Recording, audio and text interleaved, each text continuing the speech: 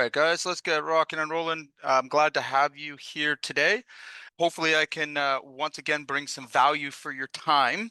A reminder for anybody that hasn't been here before, we have one ask at the beginning of this call is to really put yourself in the position of how am I going to implement this thing? I'm going to give you lots of information today, but the priority here is to take something and actually do it. Okay, I want you to take action. More and more, I feel like every contractor I talk to has a lot of shiny objects and distractions, all right, and they feel stuck and overwhelmed. And it's purely because when we have a lot of options, a lot of choices, lots of stuff going on, it's hard to actually take meaningful action. All right, we get caught up in our thoughts and in all our planning and everything else. So today is purposely meant to not be a shiny object as much as it's a plan to actually implement something that's going to make a meaningful change. Okay, so as we go through this, please feel free to be engaged. We generally keep these groups pretty small. Love to hear from you, chat with you. If you're having a problem, feel free to unmute yourself, put it in the chat. All right, these are meant to be interactive. Hopefully, again, it's not just me up here, chatting away for 45 minutes about a topic. So, with that said, let's get into this. Again, I just want to kind of take a quick poll and feel the room here. All right, tell me how much in the last, let's just take it the last year. Think about last year. How much free work or change orders got missed just last year? All right, give me an idea. All right, throw it in the chat if you feel if you'd like. I'll keep my eyes open for that. But yeah, okay. All right, someone's being honest in the room. That's good. And just to put that in context, I see 75. Yeah, we got 75. I could put my own hand up. I mean, I had well over 100,000 easily. I'll be honest with you, and we're a pretty organized company, pretty process driven, but it happens. Okay, especially as the economy has been changing. It's something that's increasing in frequency. Okay, so here's what I know to be true, having worked with hundreds of contractors. All right, is anybody that's under 10K on this call? All right, either you're brand new or you're just lying. That's just a fact of reality, okay? 10 to 25K, we can look at that as being, a truck payment gone, right?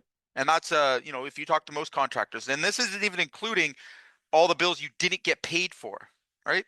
25 to 75K, that's a kid's tuition, right? 75K plus, that's your retirement walking out the door, right? Especially if you're going to be in this business for 25 years. If you're just collecting your purchase or your change orders alone, compound that in interest, all right? That's a pretty nice retirement. Okay. So again, is this a problem? Absolutely. It's one of the biggest problems, okay, that I see often that gets missed, all right? Because we're too busy chasing other things when we don't stay on top of these, right? So the demanding owner blueprint, it's really about how to stop scope creep and fast track change orders, okay? And to do it in a way that maintains integrity with your customer, all right, keeps you in leadership and in control of your jobs, which can 100% happen. I think, again, part of this is going to be mindset and who you have in place, all right, the way that we process it, all right, so your systems as well play into this. Okay, but we gotta put it into context. We really have to try to feel the pain here to make meaningful change. Unfortunately, I'd love to say that I learn everything from everyone else's mistakes. That would be simply untrue. I learn it purely from pain and suffering and having been told, "Don't touch it, it's hot." And what do? I put my hand right on it and learn it that way. All right. You have the opportunity not to do that if you can, but you said yes to keep them happy. Right. This is something I hear very regularly. Okay. I wanted to keep the customer happy. And typically this is somebody that has not dedicated themselves to running their projects through numbers and financials. All right. And they're still in that stage of trying to make everybody happy. Okay. And the reality of it is you'll never make everybody happy. Okay. You're a business. All right. The reality again is the people you go out of your way to make happy are usually the ones that leave you 3-star reviews. Okay. Let's take some situations. 12.4K is the average scope creep per 100K of residential jobs. All right. Straight out of margin is the average. Okay. That's a scary number. Okay. 68% of contractors eat 25K per year on unbilled change orders and don't track it. Okay. So they don't even know. And you think about it from job to job, how many, again, it's like starting up a new business every time, right? As these things start to accumulate, most contractors can't even measure the amount of damages being done.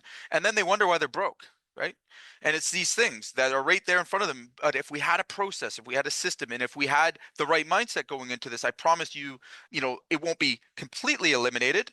I'll be honest, we have the systems, we have the mindset, we have everything I'm going to share with you today, and it still happens, okay? But it could be in the millions if I hadn't implemented those systems. So is it absolutely possible to, stomp it out 100%? No. And I'm going to tell you the truth, okay? But to reduce it down to 2 to 3 or 4%, like that should be a realistic goal, right? 4.7 hours per while you're here. So the average unbilled labor per casual request adds up fast. Okay. And usually, again, this can be both ways as well. In the commercial side, if you're a subcontractor or you're a commercial contractor, like it's really rampant, I would say, in the commercial departments and commercial side. I've seen horror stories there. But in the residential as well, I would say, it's a death by 1,000 cuts, right? So let me know if you've ever done or if you're guilty of any of these things, right? Did a 2K of extras because it was easier than the money talk. So just went ahead and did them. I'll throw it in because it was easier than having that awkward conversation with the homeowner. Okay. Watch the homeowner's spouse walk in and change the whole scope. Who's had that experience? Anybody here had that? Okay. Handed a final invoice and got a review dropped in retaliation. Okay. Again, go ahead and bill them and all the extras, and then, in retaliation, they give you a bad review. Told the client we'll figure it out at the end about mid-job change. Who's done that? Who's avoided the change order till the end of the job? Okay. And I think, again, we're all guilty of it at one point or another. I don't think anybody that I've ever spoken to has not made this mistake at least once. All right. Signed a verbal agreement with a handshake and yeah, I got you. Okay. Realized a losing job was actually 6 change orders you never billed. Okay. So if you're guilty of that, and again, I don't know how many times I've heard these exact statements and how many times I've been responsible for it as well. All right. So how do we stop it? How do we put up a simple system? And again, before we get into, the deep side of this and all of the bells and whistles and everything else you can do, all right, it really becomes, how do we simplify it? Okay. How do we make it simple? And it's 5 steps between scope creep, right? And it's assigned paid change order. That's it. Okay. So we want to lock in our scope before we sign. This is, again, something I'm going to suggest to you guys, depending on which level you're at. I would recommend that everybody is carrying a recording device these days. All right. If you've seen any of them, the AI recorders, you can wear them. They're pretty good, but you keep track of the conversations you're having with your customers. You know why? If you have a project manager, all right, and you are doing any sort of sales to production handoff, all right, 90% of the problems that happen in the field are a result of that sales to production handoff. Why? Because there's a gap in information and conversation that was had between the sales and the production. Now, this can even go if you are the project manager and you're the sales rep. All right. This is where the problem really begins. All right. This is where the customer gets the advantage in between, your sales and production, and they use things to create leverage. All right. So we want to lock in the scope.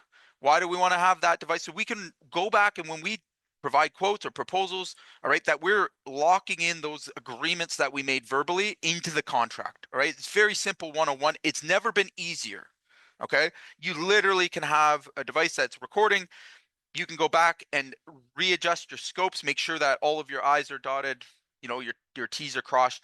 A huge win overall for avoiding this, right? Spot creep. All right. So here's 3 signals to it. Say the words, the 30-second script, all right? And then we're going to fast track verbal to signed, all right? And then bill clean, no awkwardness, all right? So these are the 5 steps that we're going to go through right now, all right, on how we control this, okay?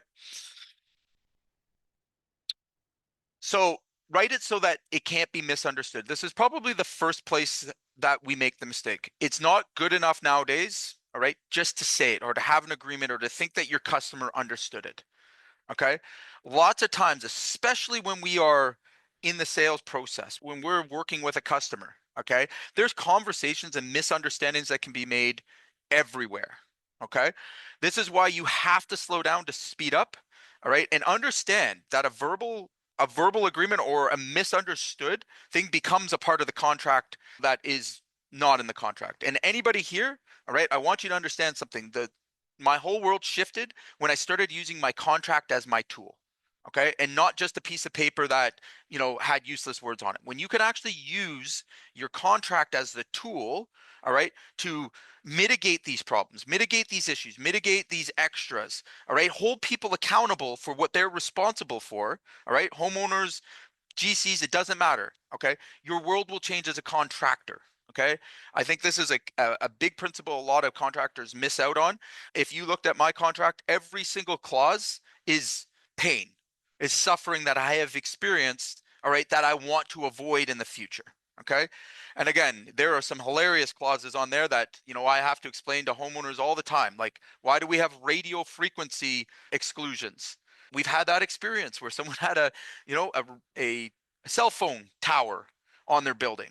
And in our contract, we were accountable for that, not knowing that, hey, when cell phone towers are in the range of your guys, you're going to get radiation burns.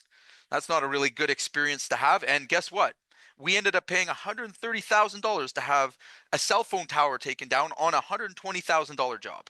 And then had to do the whole project because of that clause, because we were missing that part of the agreement. Okay. So hopefully you never experience that kind of pain. All right. But I have. And again, when you look at your contract, when you look at those terms, when you think about scope, you have to think about limiting liabilities. Okay. You have to think about having language that both parties can understand and that you can come back to and remind your customer of this before they have a different assumption, right? Before you give up that strength position that you have, all right, in leading your job. All right.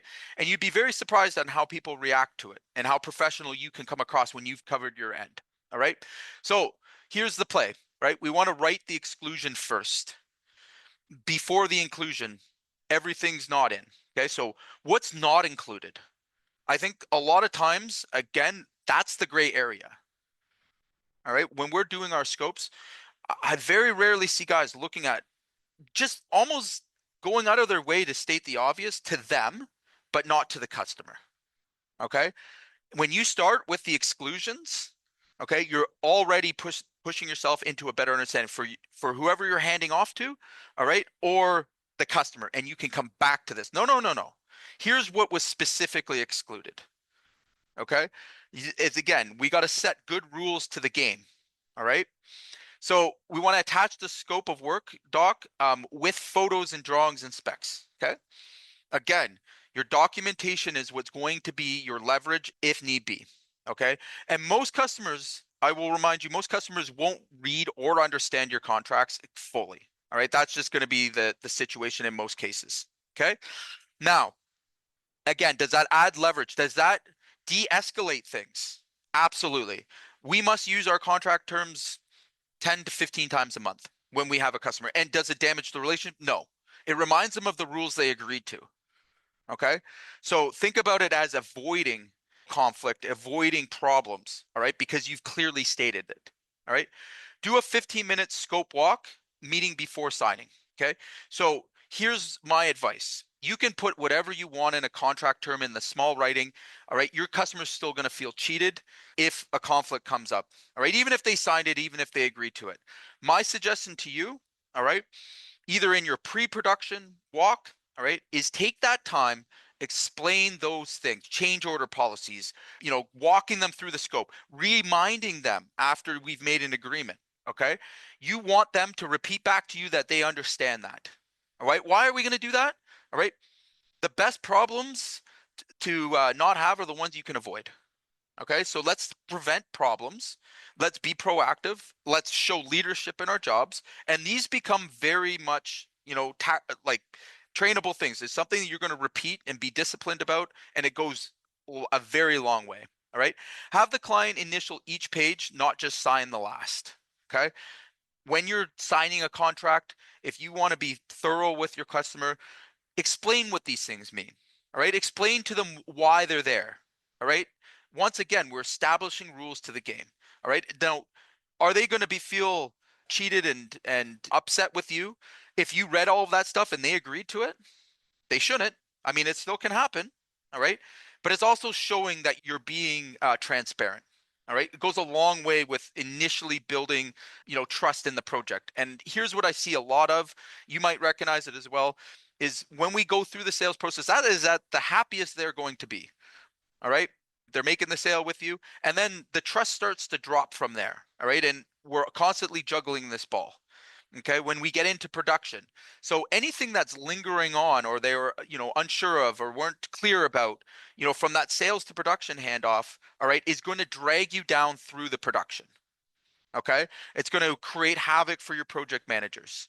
And again, it's just so unnecessary to be there. All right, we shouldn't be, having anything that is non-transparent, any agreements, any extras, any of this. Just stomp it out, get it over at the beginning, make sure that they clearly understand the contract is the contract. All right, if there is a dispute or a problem, we are coming back to this contract. No verbal agreements, nothing is outside of this. I stand by my contract, and be prepared to stand on it. Okay, so the three signals the client is about to squeeze you. When you miss the early signals, all right, a casual question, the spouse is asking innocent thing while you're here, by the time it's full request, you've already emotionally agreed. Okay, so again, beyond what your contract says, they will still, all right, especially if you've been in those situations, the wife's asking for something extra or is requesting, if this is included or that's included or selections. All right, we got to spot those signs and take them seriously. Right, so signal one, while you're here, the classic pause. Right, just reach for your CO form. All right, the best way to handle this, okay, and the best way to think about it, all right, is you want them to do change orders. I make a lot of money off our change work orders. We also bill our change orders 100% when they come up. All right, so we've taught our PMs, all right, if there's something that's outside of the agreement we've made in the terms that we have, all right, get ready to sign. All right, okay, and when they want to go ahead with that change work order, remember, we're going to have a 50%, 60% margin on that, because the fact is that we have to stop what we're doing to accommodate their job. Okay, so it's going to be expensive, much more expensive than what they originally agreed to. All right, and they're going to pay 100% of that change work order then and there. Why?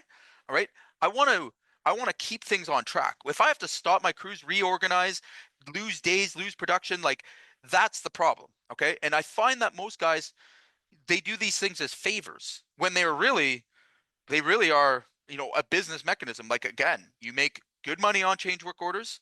All right, they're an inconvenience, yes. All right, but don't be afraid of them, especially early. Okay, signal two, I thought that was included. The reframe attempt. Again, what do? We pull out our contract, we remind them of what they've agreed to. All right, and we be clear with them. There's nothing wrong with that. You're not going to make anybody upset, or you shouldn't. All right, but use the contract as your tool. Okay, the reminders, the scope. All right, being clear about that, because if given enough room or space, trust me, they will. Okay, signal three, the spouse enters the mid-project scope pivot. Okay, starts changing things, starts adding extras. Okay, they were already tight on their budget, but all of a sudden they're looking for upgrades, they're looking for extras, they're questioning whether that price is fair, they're checking other prices. Okay, understand. All right, be prepared to get them the change work order, and it should, if you're in the right position, again, the first thing we want to do is make sure that we stop, recognize the signal, okay, and show them with the dollars what that is going to be. Okay, moving forward beyond that and not addressing it is your worst enemy. Okay, that's what's going to bite you hard. All right, so response to all three, all right, is the same 30-second script, and we're gonna share that with you right now. So again, the 30-second script that ends the awkwardness, right? So here's what they ask: you freeze when you want to say that that's an extra. but it feels rude. So you say, I'll check with my guys now, and you haven't made the commitment to nothing, right? Or you've also committed to everything. So what that means is, when you delay it, when you take that moment and you freeze on a change work order or any discussion around money or the contract, all right, understand that that problem has only been escalated. Okay. Clear answers are here, the scripted answers that we want to have, and they'll be a little different for everyone's business. But again, I want you guys to really understand that you have to take control in these situations. You cannot let these things linger. All right. This is almost always going to end poorly for you. Either you're going to have an unhappy customer, cost overruns, you name it. Right. It starts with being clear. Right. So the exact script, great catch. That's a change order. I'll write it up right now. Okay. Feel free to repeat that. Great catch. That's a change work order, and I'll write it up right now for you. Okay? Never say, let me think about it. Never say, let me check. Okay? When someone says that, or any variation of that, okay, what is that actually saying? What are you actually telling them? You're nothing. You've put it in neutral. All right? Does the expectation go away? No. Does the risk go up? Yes. So another key thing here, use the word investment, not cost, right? When we're talking to our customers, and train your staff to say the same thing, right? We don't want to use more cost, right? It's more of a psychological thing, but we're talking about an investment because it's their home or it's their property or it's their project. All right. Really, what do you stand to gain from these change work orders? Okay. It's an investment for them. All right. So we want to use the right words. And again, it's psychologically softer. All right. And end with the tool. Takes me 5 minutes and I send it to your phone. So again, just like we talk about speed to lead, all right, I want you to apply this exact same principles to this strategy. Okay. The faster you are, the more consistent you are with change work orders, especially if you're doing them on site. And by the way, guys, there's lots of technology now that's available. Really, there's no excuse. And if you're not already moving towards the position of instant quoting and having the ability to price at least at a reasonable rate, okay, and you're not prioritizing change work orders and additional costs, all right, you're simply going to get left behind. All right. So again, an on-site tool, your CRM, I don't care, use your laptop, like do whatever you need to do. All right. Doesn't have to be perfect, but it's got to get done. All right. Even if you're going to write one out by hand, I don't care, but get in the habit of making that the top priority for yourself. Okay. So from a verbal request to a signed CO in under 60 minutes. Okay. So as long as you said the right words, the client agreed, you said, I'll write that up tonight. And that night never equals never. The client forgets they agreed and you do the walk away. Okay. So again, make sure, especially when it comes to a scope creep or a scope change where that's going to result in a CO, do not let them slide. Okay. Again, we want to aim for under 60 minutes. If we can do that, if that's possible, most contractors, will tell me to my face that it's not. I will tell you that we have plenty of clients that can and do. All right. If you're not there yet, okay, at least make sure that we have a 24 to 48 hour turnaround. Okay. And if something involves a stop work, meaning that, we can't proceed any further, you want to include that and consider that in your margins. All right. This is not the time to be discounting. Okay. And I see that over and over again, or feeling pressure from the customer, feeling, being, pushed towards guilt over, something that has nothing you can control on it. All right. So again, just to give you the play here, a pre-built CO template by trade, fill in 3 fields and you're done. Okay. I have tons of templates and all types of documents that you can use. Again, we use an AI system that allows us to dictate our script and it immediately creates it. We implement that with our customers as well. All right, probably the easiest, most profitable tool that we have in our arsenal. To be honest with you, pound for pound. Again, the AI drafts the CO scope from a voice note, right? 2-line text. We've got it right in their face, a signature. I could go into my job tread right now and show you probably about 5 or 6 of them this week. Okay. And I don't have estimators out in the field. I don't have anything like that. What we've done is basically created a scoping tool that goes right into pre-filled pricing calculators. and it works very, very well. So we're able to take photos, do all of our documentation, all right? And we usually will get it signed right there and then, or we're dropping it, okay? Again, it happens frequently, all right? Doesn't matter what kind of trade you're in, okay? But you've got to get into the habit of making it fast and convenient for your customer, making it fast and convenient for yourself, right? Or they'll simply get forgot, get missed, get lost, all right? And this goes for anyone with project managers, okay? That is their responsibility. You should not be using salespeople or yourself after the fact, all right? The project manager has the relationship with the client, okay? They need to move those change work orders forward, okay? If they do need help from estimators and stuff like that, that's fine. But again, that takes priority over other things, okay? Once the request has been made, all right? Next thing we want to do is bill without the awkwardness. So invoicing that holds the line and protects the relationship, right? So you save all of the COs for the final invoice, bad. Client sees a number 30% higher than they expected. The relationship literally dies there on the table. By the way, we should never be leaving that much on the table towards the end of a project. Okay.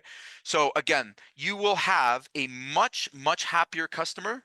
All right. The more frequent bills that you get in front of them. So somebody that owes you 10% at the end of the job versus somebody that owes you 30 or 40%, the one that owes you 10% is going to be happier, and you're going to get through any punch out or anything like that much, much quicker. All right. And it's just psychological. People argue with me about it, but it's actually a proven statistic. Again, the more money people owe you, the more hesitation that they have in giving that money to you. All right. So let's not leave them. And like I just explained, not everybody's in the same position, but as soon as we have a change work order, all right, good, we've got it signed. It's right there in black and white. We are collecting 100% of this change work order now. All right. You want the work done? I'm not financing it. I'm not budgeting it. We're not waiting for, the next milestone. You're going to pay 100% of it right now. All right. I make that clear to them when they consider it. All right. Because either I want them to drop it all completely. All right. Or ask me questions when we could have scoped it before I had crews there, before we had work in progress. But if something comes up, all right, they know. Now, again, that might not fit for everybody, but I would highly suggest you take a large portion of that payment that's required, because it's an inconvenience to you and your business. It should not become a cash flow issue as well, right? That's where it really gets difficult. Okay. So here's the pay. Bill every CO in the next regular invoice. So 100%, never at the end. Okay. So we want to bill those 100%, get them off the table. And again, that final invoice should be relatively light compared to all of the other ones that you've had. Okay. Line items, each CO with the date signed and the description. Okay, so make it clear for them. Again, tons of opportunity, tons of documents and stuff that will allow you to track all of this. Most of your project management software will also have this in line for you. Okay, but again, transparency. Transparency is, they may be unhappy about having, the change work orders, but they're not unhappy with you. Okay. And that's an important point to make here, right? We're not unhappy because they knew the rules to the game. You engaged transparently.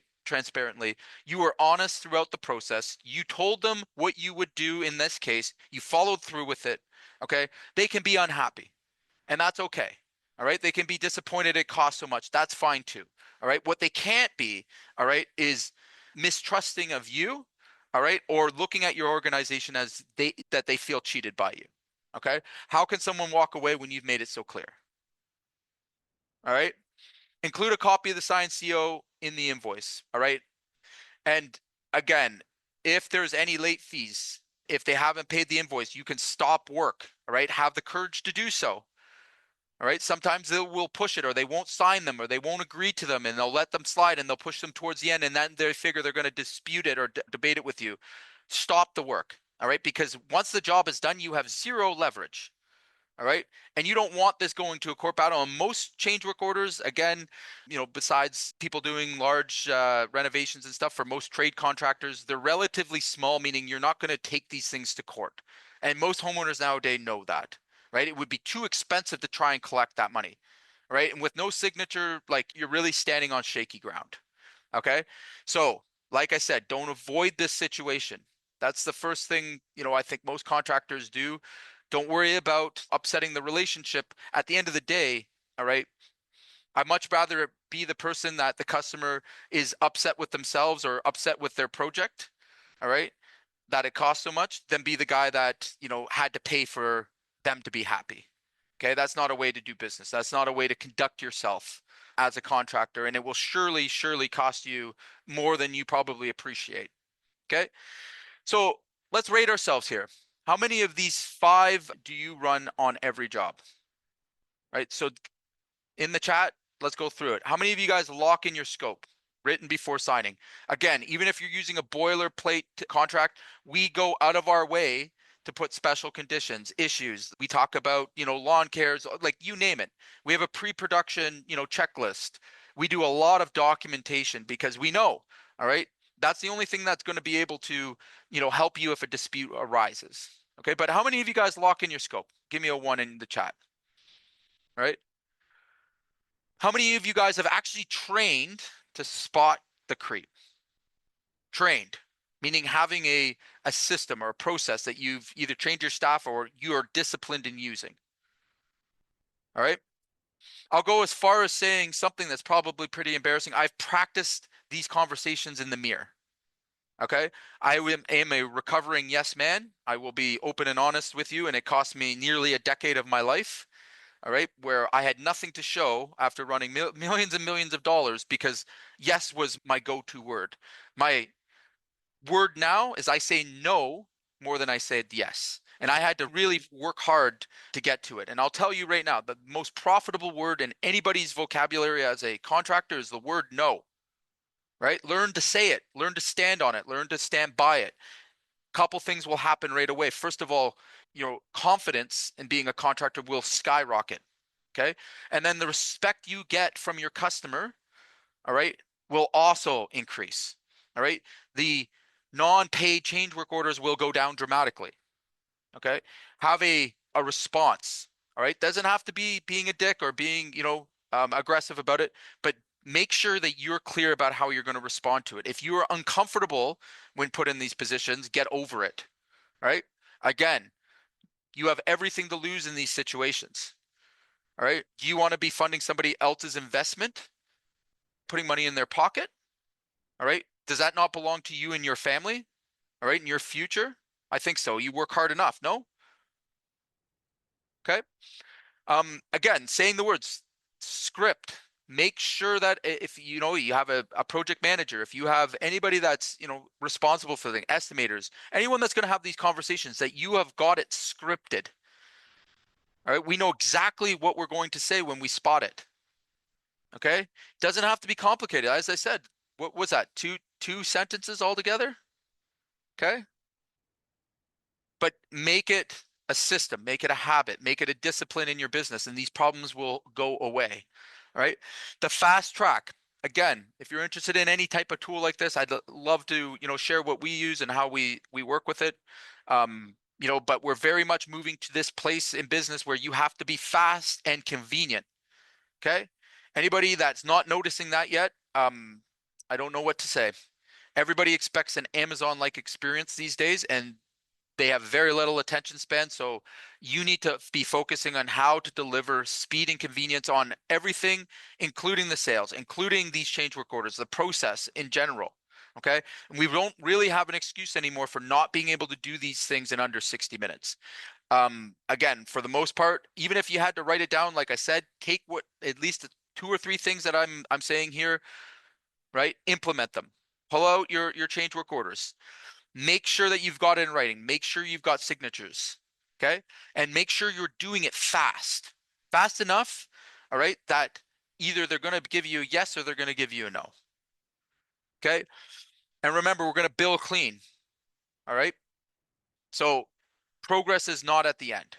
Change work orders, if you can, 100% build up front. Okay. You should not be experiencing cash flow problems over their improvement in their investment. Okay. That's not on you. And the fact that you're there and willing to do that, all right, they should pay that convenience fee. Okay. So again, just the scope creep. Let's go through this. Anybody score at a 0? Anybody here scoring at a 0? Okay. Savvy businessmen in the room today. Good. And women. 1 to 2. Who's got a 1 to 2 here? Okay. 3, 4, 5. All right. So now that we've kind of gone through the basic, simple, straightforward system, I'll give an opportunity here. Does anybody have any questions? Anything they want to add? I'd love to hear from you. Feel free to unmute yourself if you wanted to chat, or drop it in the chat here, and I'll answer any questions that you have before I get too much further into this.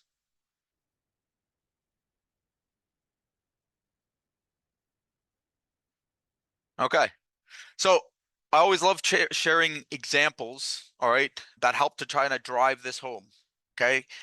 My experience has been most contractors are completely unaware of their numbers, all right, or semi-aware of their numbers, all right, and they really can't measure the pain that they're experiencing or pinpoint where their problems are coming from, all right. So we'll use a case example here: $3.2 million in revenue, but was eating 89K in just change work orders. So these were actually, for the content here, they were writing the change work orders. The change work orders were in the system. They were given to customers. They were given to clients. Okay. They were proposed or they were drafted. All right. And still almost 89K was eaten in COs. Okay. And then we implemented the simple blueprint, right? What you're seeing here, what I've gone through. All right. So again, we tracked our unbilled work for 90 days, 89K made him sick. Rewrote my exclusion doc, taught my leads the 3 signals, practiced the script in the truck for 2 weeks, right? Same year, same crew, same clients, 127K back to the bottom line. All right. So from negative to 127K up. How many of you guys would see that on your bottom line? How many? Be honest, right? So again, and that's that's not even the worst that I've seen. Hey, would that make a difference? I would think so, right? For some of you guys, that might be a down payment on a house. For that could be a lot of business growth, right? A lot of additional profit to be had. What's even a better indicator here: 0 client disputes, no lawsuits, okay, and had revenue growth. Okay, so how many of you heard this before? All right, homeowners hate change orders. Okay, how many of you guys that will personally say that the homeowners hate change work orders? Let's challenge that. Sure, they do, right? But they hate surprises and final invoices more, right? So a CO signed on day one is a business transaction. A shocked look at closeout is a reputation killer. Okay. So again, you're not doing your customer a favor. You're not doing yourself a favor. All right. Make it a transaction. Make it a fair transaction that was fairly stated ahead of time. Okay. I don't want a nickel and dime. Oh, I love this one. Okay. Who said that to themselves? Who has that mindset right now? I don't want a nickel and dime. Okay. So billing for work you did isn't nickels and diming. It's being professional. Amazon bills you for every extra. Nobody calls them cheap, right? We still go on it. We're all using it. Okay.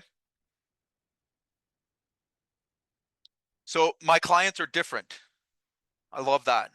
I love that. I love hearing that. Okay. Every contractor, I would say, thinks this. Every contractor eats scope creep. Your clients are exactly like everyone else's. They respect they'll respect the firm, but they'll also respect professional boundaries. Okay. And that's what we're talking about here, guys, whether you realize it or not. And that's why I'm saying this is part mindset, understanding the value you bring to every one of your customers, understanding what's involved in transforming their property, their place, their investment, whatever you want to call it. All right. And why would that, investment at any point, at any point, be on you to protect? All right. No, if you've done the work, all right, you deserve to be paid. All right. But we have to be professional, right? We have to set boundaries early. We have to stand on those boundaries. Okay. It's just like any other relationship. If you allow yourself to be walked on, if you don't take the opportunity to show strength and leadership, all right, it will happen no matter what system you have in place. Okay. So you have to start with what's in between your ears first, understanding, hey, I bring value. Okay. If you have a hard time saying no, all right, or stopping, all right, get over that. Again, like I said, for anybody here that may be a yes man, okay, that says yes too much or agrees and doesn't like conflict, okay, that is a terrible, terrible disease to have in the contracting world, right? And I would highly encourage you to find a way to learn to say no more often and set your boundaries, okay, with staff, with customers, all right? That is contagious in an organization. Okay, especially if you have clear contracts, you have clear terms, all right? Even if somebody is a little, hesitant or doesn't isn't that aggressive with it, or maybe that was the wrong word, but you can give them tools and power, just with the contract, referring customers back to it, and making sure that they understand those terms. Okay, it's too formal for residential. Oh, I actually got this one about 2 weeks ago. I love it. Too formal for residential. Is there anybody here that believes like a system of COs? Honestly, is there anyone here? I hope not. All right, but I have certainly heard it, right? A one-page CO signed on their phone in 30 seconds isn't formal. It's a real, homeowner's deal. It's a transaction. All right. And it's better than, dealing with paper, to be honest with you. It takes less time. It's fast and convenient. Okay, they get what they want. You've got what you've wanted, right? You're protecting your business. Absolutely no um, reason you shouldn't be doing it. Okay. So hopefully everyone is taking at least one or two things from what we're talking about today. All right. And I really want to focus you on just taking one step. Okay. Implement one thing. Okay. If you're not ready to do all of them, all right, that seems like a lot. I want you to take immediate action on at least one of these things. Okay. You're locking your scope. So your contract language, your exclusion first, your scope walking meeting. Those are three things that you can implement without a lot of resistance. Okay. It's not going to require a lot of planning or, these are actions we can take pretty quickly. All right. And I want you to think, what actions can I take? All right. Done is better than perfect. We don't need to do the whole thing all overnight. All right. But we need to take action on at least one of these things. Maybe you're doing some of these things, which is great. Okay. But we can always improve. We can get better. Okay. Spot the creep, the 3 signal response scripts, training your crew and leads. Okay. I shared with you the exact one that we use. Again, that I have literally made my PMs role play with me. Make sure that they know those words are in their tool belt. Okay. Because that's where they should be. They should be spotting that scope creep and either shutting it down or getting a signed change work order. Right? As simple as that. All right. So we got to say those words. All right. There's some tonality and some ways to handle the objections that come with those, just like any sales. All right. Relatively easy to train to, somebody that is competent, that's representing you or yourself. Again, make sure that you've thought about this clearly and that you have a set process for doing it. Okay. Again, this is something you could do in probably 2 or 3 hours. Okay. If you're looking at, you have all of these things in place, all right, but we just aren't getting, COs back quickly enough, look into fast tracking it. We can use AIs, we can draft, having that immediate signature available. For big general contractor, for small, I don't care. Okay. If you're doing a large change work order, let's say 40 or 50,000, great. Still 24 to 48 hours max. If there's any stop that's going to be required, you're going to issue a stop work order. There's one more thing that I didn't include here. It's a little bit more advanced, right? That I'd highly recommend. And I tell you what, we'll share it with everybody that's on the call today. And it's a document that's called an addendum to work. Has anybody heard of this? An addendum to work.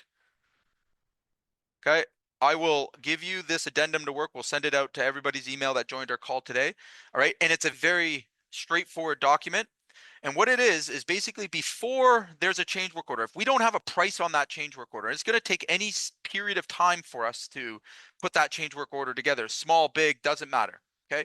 We're going to have the homeowner agree to an addendum to work. All right. Either immediately when you discover a change, or if you get good at this, we get them to sign it ahead of time in the pre-production meeting. And what this addendum to work is a statement that tells them, here's my overhead costs, here's how much everybody would cost you on your job, here's what I'm going to bill you overhead and profit for any change. You agree that we're going to move forward almost like a cost plus, but they're essentially signing you a blank check, all right, that says we can perform work up to this budget without prior authorization, and this is how we're going to bill you. Okay? Again, I get addendum to works put in my commercial contracts, in my residential contracts, all right, with very little resistance to it. Sometimes we do, all right, but I would encourage everybody to consider it, and we're going to send that out as some extra value today. That's a quick win, all right, for anybody that's really struggling with it, and that takes away that fast track, all right, especially if you're dealing with a whole bunch of small change work orders. But I'm going to pre-warn you, okay, I'm going to give you some advice. It's much easier to create the COs, all right, if you've got them fast tracked, all right, use the addendum to work as your fallback, all right, in case, all right. Again, you don't want to be surprising anybody. You would still treat them the same, all right. All it means is that you don't have to stop work, all right, and you have a blanket agreement that the change work order would be authorized, so there wouldn't be resistance there, okay. Just creating some more leverage when it comes to this, but it doesn't take away from the principles I've shared with you, being fast, being concise, okay. But there are definitely situations where the addendum to work is more flexible and easier to work with, all right, and covers you. Okay, so I'm gonna give that out as some extra value. We'll email it out to everybody. All right, and the last thing, guys, again, if you can't get a quick win today, I don't know what else to do for you. All right, the progress billing. All right, invoicing 100%, having a structure, having a policy, a procedure around your billing is just important as the entire process. Miss that step, again, you're still going to end up with an upset, pissed off customer. All right, that's going to give you that 3-star review. Okay, so again, I want you guys to think more. This is a business transaction, okay? Because it is. At the end of the day, all right, if your scope was clear, you did everything in due diligence to protect that homeowner. You've taken care of your customer, and something fairly comes up, okay? Treat it as it is. It's a transaction, but treat it fairly, okay? And what I mean by that is respect your customer, all right? Respect the process and be disciplined in delivering it. All right. They will appreciate that more. And believe me, they'll get over the change work order and remember you as being a good leader, setting good boundaries, and want to work with you again in the future. Okay. I see it more and more where we lose customers or have unhappy customers or customers that don't refer us, not because we did anything wrong from, producing the job or anything, but it's these kind of things that put bad taste in people's mouths, especially towards the end of the job. It's these mistakes that we make that cost us and cost them. So think about a lose-lose situation in here. You did the work, you ate the change work orders, and they're still not happy with you. Right? You gave them a large discount because, they were shocked at the final price. Again, we talked about how many people would be guilty of that. Didn't have to be that way. Understand that's a process, that's a mindset as well. Okay? Again, if anybody has any questions about this, anybody's, curious to know how we can help them, I'd love to have a call. I'll throw my link in the chat if you're looking for an extra hand on this. We'll happily answer any questions anybody has that's been listening along. Encourage you to take immediate action. Okay. Anybody have any questions before we get this baby wrapped up? Anybody unsure of this? Anybody working on a strategy or need extra help on how to implement? Okay. All right then. We will appreciate you guys coming out and listening to me for the last few minutes. And again, I hope you got some value. We'll talk to you again soon. Bye for now.